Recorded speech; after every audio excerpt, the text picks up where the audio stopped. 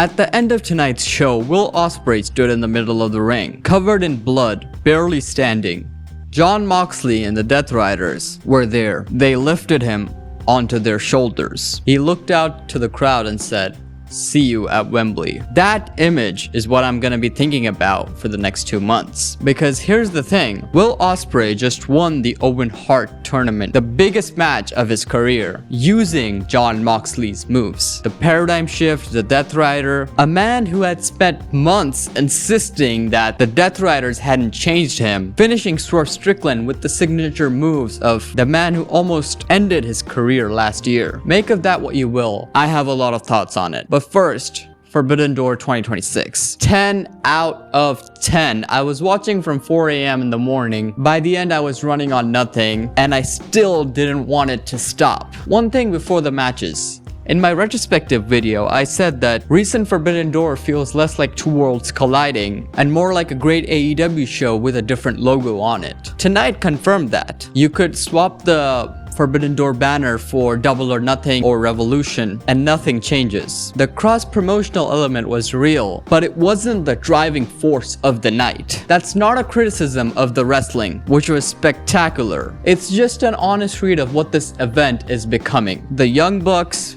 Mystico and Máscara Dorada, and Shingo Takagi and Titan was the perfect way to open the show. Young Bucks won, the obvious choice, but Mystico and Máscara Dorada were the real story, the lucha libre style that does something that no other wrestling style does. The angle, the timing, the hang time, and this match was a 20-minute reminder of that. By the time it was over, there was no easing into the rest of the night. Kenny Omega versus Zack Sabre Jr. 26 minutes, one winged angel. Instant classic. Zack Sabre Jr. spent the entire match trying to neutralize the one-winged angel before it could land, going back to the hands, twisting fingers, finding ways to strip Omega of his own weapon. And Omega sold that damage without ever letting it slow him down. The tension is what made the finish land so hard. The one-winged angel connecting after everything that Zack Sabre Jr. had done to prevent it felt earned in a way that finishing moves rarely feel anymore. One thing AEW still does better than anyone is trusting the wrestling to be enough. No overbooked finish, no interference, just two of the best wrestlers in the world trying to prove that they're better than the other. This match needed nothing else. The implications matter too. Redemption is in July in Montreal. I said in my predictions video that I think that's where Kenny Omega challenges MJF for the world title in front of the Canadian fans. Tonight makes that feel inevitable.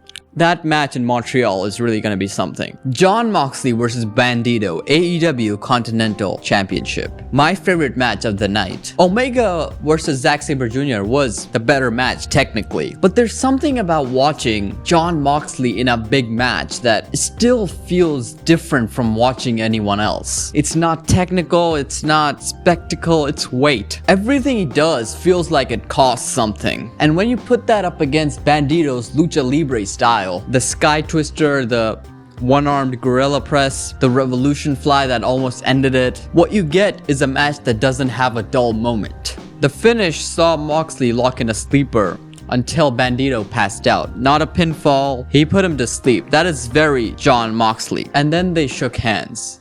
Moxley reached down and shook Bandido's hand. Two men who went to war and came out of it with nothing but respect for one another. Sometimes that's just the whole story. Moxley retains, the Death Riders still have their gold. For now. Shota Umino versus Pac, IWGP Global Heavyweight Championship. Umino retains, and I am glad. The storyline going into this match was probably the most layered thing on the card. Umino was mentored by Moxley during his time in New Japan Pro Wrestling. Moxley called him Shooter. Umino absorbed elements of his style, his finishing moves, his philosophy, and then Pac, a Death Rider that he was not and never would be one of them. That became the conflict. Was the mentorship real? Does it count for anything? Tonight, Umino answered that by hitting the paradigm shift, Moxley's DDT, as a direct callback to that mentorship, and then closed with his own finisher, the second chapter, the story written in the moves. I learned from him and I've gone beyond him. After the bell, the Death Riders came out, and then Hiroshi Tanahashi walked out and backed them off. A legend putting his blessing on a young champion in front of his rivals. New Japan Pro Wrestling came to AEW's show and walked out with their belt. That is exactly what Forbidden Door is supposed to feel like. Thekla versus Starlight Kid. AEW Women's World Championship. There wasn't a moment in this match where either woman let the other breathe. Starlight Kid was making her AEW debut in a world title match in a pay-per-view. She already holds a 2-0 record over Thekla from their Stardom days, and she came into it looking like the most legitimate title threat Thekla has faced. Some of the sequences she put together in this match were outstanding. Thekla retained, but the story didn't end there. She ripped off Starlight Kid's mask and kept it as a trophy, spitting on it and using it to beat the Stardom president, beating up the man who runs the promotion she was fired from with the mask of their wrestler. That's a properly committed villain, and that story is nowhere near finished. Adam Copeland and Christian Cage versus the Dogs, AEW World Tag Team Championships. Edge and Copeland and Christian are just too good at this. The Dogs pushed them the whole way and looked strong doing it. And then Jay White came back, and yeah, I popped. Jay White returning to AEW after more than a year away, interfering to help Cope and Cage retain. That is a significant moment that changes the landscape of AEW's tag division immediately. Jay White is one of the best wrestlers on the planet, and the summer just got way more interesting. Mercedes Moné versus Maya World, Women's Owen Hart Tournament Final. Mercedes won the Owen Hart Cup. She'll challenge Thekla at All In. But I want to spend a moment on Maya World. She entered the tournament as an underdog, beat Athena on Collision to reach the final, and came into tonight carrying something much heavier than a title shot. She lost her brother a few weeks ago. She was fighting for him tonight. She didn't win, but the run she had through this tournament and the match she gave Mercedes, that was not someone who is just passing through. AEW should invest in her. Mercedes versus Thekla at Wembley. That match is already built in my head, and it is gonna be excellent. The 12-man steel cage. Kyle O'Reilly pulled out an NES and used the controller cord to beat up Kyle Fletcher. Orange Cassidy took out a bag of orange slices for everyone in the match, including the referee. Lio Rush was smuggled into the steel cage in a hockey bag. Darby Allin went into a pile of thumbtacks face first. MJF cleaned up the thumbtacks with a broom. A bag exploded in Kevin Knight's face and sent him through the tables at ringside. That is not wrestling. That is a cartoon, and it's absolutely glorious. The finish is what mattered though. Andrade El Idolo turning on MJF and the Don Callis family, tearing his shirt off to reveal some pretty unsavory words for both of them. He knocked MJF out cold and walked out. Andrade is finally free. He's one of the best wrestlers on the AEW roster and has been restrained by that stable for so long. The sky is really the limit for him now. Mark Briscoe's team wins. Briscoe earns a title shot against MJF, and that match was announced on the episode of Dynamite after the show. Will Ospreay versus Swerve Strickland, Men's Owen Hart Cup Final. This is one of the best matches I've ever seen. 35 minutes, both men covered in blood. Near falls that kept convincing me it was over. The kind of match where you stop processing what you're watching and just feel it. Swerve went at Ospreay's neck from the first minute. That surgically repaired neck, the injuries that the Death Riders gave him at Forbidden Door last year. Every time Ospreay climbed to the top rope, Swerve found the neck. Swerve exposed the turnbuckle to bust him open early. That was a villain who came to stop the story from ending the right way, and he threw everything he had at it. And Ospreay kept surviving. The Spanish fly out of nowhere, the Styles Clash onto the announce table, hidden blades exchanged between the two men covered in their own blood, neither one willing to stay down. When the Death Riders appeared at ringside, they didn't touch anyone. They just showed up. When Swerve hit a house call and Ospreay dropped to his knees, he looked over at Moxley. Something changed in his face. He got up.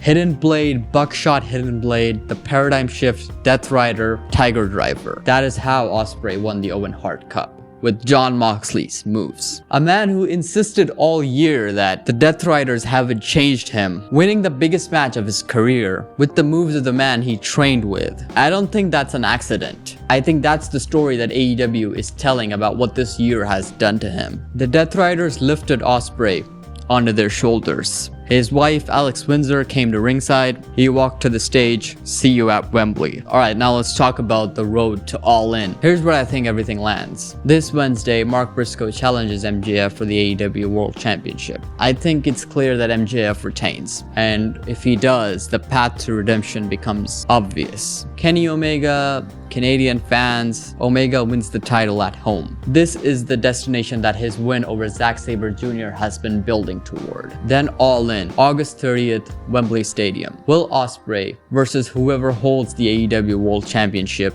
Ospreay winning the title in front of his home crowd. That is the moment this whole story has been building towards since he came back from the neck surgery at Revolution. But here's the question that I can't stop thinking about. The Death Riders turned on Bryan Danielson, people he trusted completely, and they almost suffocated him. They don't let people leave cleanly. Ospreay spent all year saying that he's not one of them. Tonight he won with their moves, surrounded by them, on their shoulders. And I have a feeling that after Wembley, after he has his moment, they're gonna turn on him the same way that they did on Danielson. If that's where this is going, what comes next is the most compelling story AEW has told in years. And we're gonna have to make a proper video about that. Forbidden Door is a 10 out of 10 pay-per-view. It might not feel like 2022 or 2023 did in terms of the crossover concept, but as a wrestling show, as a collection of matches and moments and storytelling,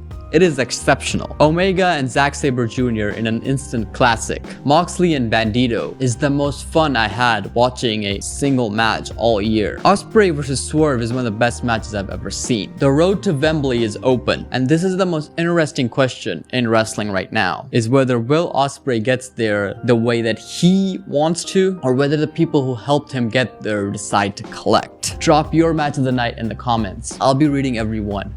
Mine is Jon Moxley versus Bandido. Alright guys, thank you so much for watching. You guys can follow me on Instagram. It's at NightWakeByT. I've been posting a lot more on there. And yeah, this was an absolutely incredible pay-per-view. I had so much fun watching it. Here's a bit of a fun fact. On Saturday, I missed Collision, so because I was watching the World Cup. So the matches were Portugal-Colombia, and then it was Argentina-Jordan. So I was watching those matches back to back, and I missed Collision. So I decided to watch it the next night, which was Forbidden Door night. So I first watched Collision. That's 2 hours of wrestling. Then I watched the buy-in for Forbidden Door. Then I watched the Forbidden Door main pay-per-view. So the buy-in, for me, it started at 4 a.m. And I was watching wrestling from 4 a.m. to 10 a.m. in the morning. By the end of it, I was completely dead. So yeah, I probably watched like 8 hours of wrestling on Sunday, which I'm not proud of it, but hey man, it's wrestling. So I'm not. It was great. I'm not complaining. But yeah, thank you guys for watching, and I'll see you guys in the next one. Goodbye.